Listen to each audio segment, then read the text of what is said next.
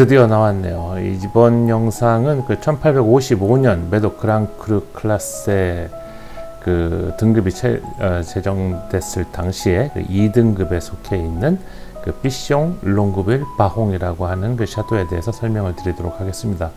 전에는 샤도 삐숑 롱구빌 바홍이라고 불렀었는데 1987년에 그 보험회사죠, 악사라고 하는 그 보험회사가 샤도 삐숑 롱구빌 바홍을 그 인수하고 나서부터 대대적인 그 투자를 해서 리노베이션을 했습니다. 그래서 전에는 그 샤도 삐숑 롱구빌 바홍이라고 저 벽에 그렇게 쓰였는데, 지금 보시면은 저기 그 샤도 삐숑 롱구빌 바홍이 샤도 삐숑 롱구빌이라고 써 있죠. 근데 지금은 롱구빌이라고 하는 글씨를 빼고 그냥 샤도 삐숑 바홍이라고 일반적으로 불리워지고 있습니다.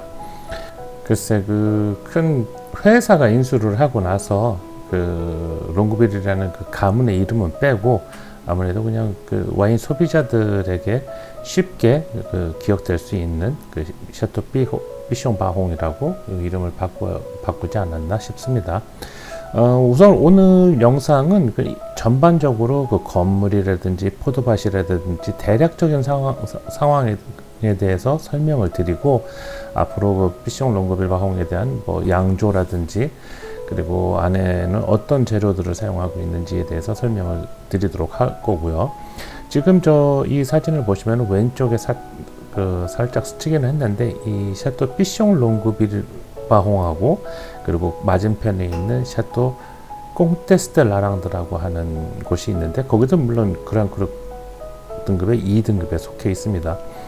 근데 전에는 이 두 샤도가 한 가문이 소유하고 있었는데요. 지금은 그 꽁테스트 라랑드는 이제 별개의 그 샹파뉴에서 그 어떤 샤도를 운영하고 있는 분이 이제 소유를 하고 있고요. 말씀드렸듯이 삐숑 바홍의 경우에는 악사라고 하는 보험회사가 소유를 해서 운영을 하고 있습니다. 지금 이 포도밭이 샤도 삐숑 바홍에서 가장 오래된 포도밭입니다. 그러니까는 그 잘 보이실지 모르겠습니다만 그 포도밭의 토양 자체도 그 자갈 토양이 많고요. 여기 심어져 있는 포도종은 이제 캐버넷 소비뇽입니다. 그 삐숑 바홍의 경우에는 포도를 4가지를 섞습니다. 그 캐버넷 소비뇽, 멜로, 캐버넷 프랑, 그리고 뿌띠베르도라고 하는 거를 쓰는데, 아무래도 자갈 토양이 많기 때문에 캐버넷 소비뇽의 비율이 한 65% 전후 됩니다. 심어져 있는 거하고 나중에 블렌딩하는 비율은 그건 다른 이야기입니다. 근데 일반적으로 보통은 심어져 있는 거는 한 65%의 캐버넷 소비뇽이 심어져 있고, 평균 수령은 한 30년에서 35년 정도 됩니다. 여기는 이제 삐숑 바홍의 그 옆모습을 찍어 놓은 건데, 저게 이제 장미가 피면은 굉장히 아름답습니다. 그리고 지금 샤도 삐숑 바홍은 굉장히 공사를 많이 하고 있는데, 지금 정면으로 보시는 이 건물의 2층 건물로 통유리를 저어가지고 그 시음실을 만들고 있습니다. 지금 이 사진이 그 바홍 패밀리의 그 뭐 조상들의 초상화죠. 근데 조상님들은 그 샤도 땅은 가지고 있었는데 뭐 포도 양조하거나 그런 거에는 관심이 없었다고 합니다. 이 사람이 그 바홍 조셉이라고 하는 이 사람으로 인해서 샤도 삐숑 바홍이 굉장히 샤도로서 유명해지고, 근데 좀 안타까운 거는 1855년에 2등급으로 이제 속해 등급 제정이 됐는데, 저분은 한 5년 전쯤에, 그러니까는 1849년이 되나요? 그때 이제 돌아가셨다고 합니다.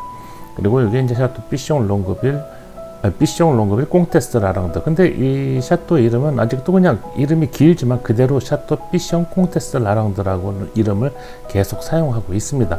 그 샤도 라뚜르하고 아주 가깝게 있죠. 요 사진을 보시면은 그 한 가문이, 그러니까 오른쪽에는 삐숑 바홍인 거고 왼쪽에 있는 게 샤도 꽁테스트 라랑드. 옛날 조상님들을 보시면은 저기 그냥 자기 집에 썼는데 지금은 가물의 흔적은 거의 없고요. 요 사진은 이제 와이너리하고는 뭐 별개 이야기, 저만의 이제 에피소드인데, 옛날에 그 삐숑을 방문했을 때 어떤 남성분이 그 유화로 그 삐숑을 그리고 있더라고요. 그래서 뭐 이런 얘기 저런 얘기 하다 보니까는 이제 삐숑에 가가지고 그 뚜헬 데 롱구빌이라고 하는 그 샤또 삐숑의 2등급 와인을 한 병을 사가지고 저렇게 와인을 마시면서 성을 그리고 있었습니다. 근데 이분의 좀 안타까운 사연은 전 세계, 그러니까 와이프가 암으로 죽었는데 그 와이프하고 다녔던 곳들을 저렇게 계속 다니면서 유화 그림으로 남긴다고 합니다. 그리고 이 왼쪽에 서 계신 이 남성분은 멕시코 사람인데 저를 보자마자 곤니찌와 곤니찌와 하더라고요. 그래서 일본말 할 줄 아냐고 물어봤더니 본인이 할 수 있는 일본말은 곤니찌와 밖에 모른다고 한 사람이었고요. 글쎄 뭐 슬픈 사연을 가지고 사는 남성분이었습니다. 자, 다시 이제 그 샤또 이야기로 돌아와서 그 샤또 앞에는 저렇게 그 물로다 그렇게 정원을 예쁘게 해놨습니다. 근데 정원 샤또 앞에 저렇게 물로다 해놓는 이유는 뭐 예뻐 보이게 하기 위한 이유도 있지만 여러 가지 그 뭐 소음 진동 이런 거를 막기 위해서고요.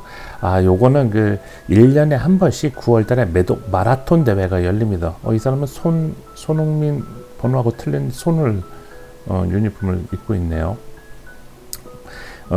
매독 마라톤 대회가 열릴 때 그 이 삐숑바홍 앞을 지나가는데 삐숑바홍에서 이렇게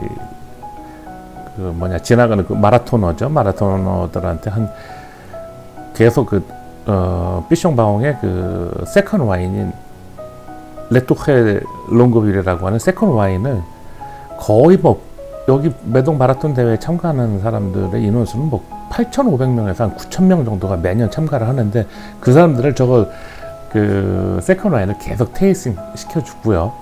그리고 또 저기 앞에 물이 있으니까는 마라톤에다가 힘들고 그리고 땀나고 하면은 이제 저기 가가지고 물장구도 치고 그러는데 이제는 그렇게 할 수가 없습니다. 왜냐면은 이 앞에 그 철조망을 쳐놔가지고 저런 모습은 이제 옛날에나 볼 수 있고. 자, 지금 그 샤또 삐숑 롱구빌에서는 어떤 일이 벌어지는지 한번 보겠습니다. 이 샤또도 다른 샤또와 마찬가지로 한참 가지치기를 합니다. 이 가지치기를 해서 이제 바로 저렇게 태우는 경우도 있고 또는 이게 말려서 파는 경우도 있습니다. 근데 뭐 그 삐숑 같은 경우에는 뭐 팔지는 않고요. 저렇게 보통 그 가지치기를 하면 바로바로 그 자리에서 그 소각을 합니다. 그리고 이렇게 가지치기를 하고 난 다음에 포도밭은 그 뭐라 그럴까요? 우리 성묘 갈 때 이렇게 그 벌초하듯이 깨끗하게 그 정리정돈된 모습이죠. 이제 저기서 그 매년 새로운 포도가 이제 생산이 되고요. 오늘 뭐 간단하게 그 외형이라든지 포도밭이라든지 이런 거에 대해서 그 삐숑 샤또 삐숑바홍에 대해서 설명드렸습니다. 다음 편에서는 좀 더 구체적이고 어떤 시설이 있고 어떻게 양조가 이루어지는지에 대해서도 계속 설명을 드리도록 하겠습니다. 시청해 주셔서 감사합니다.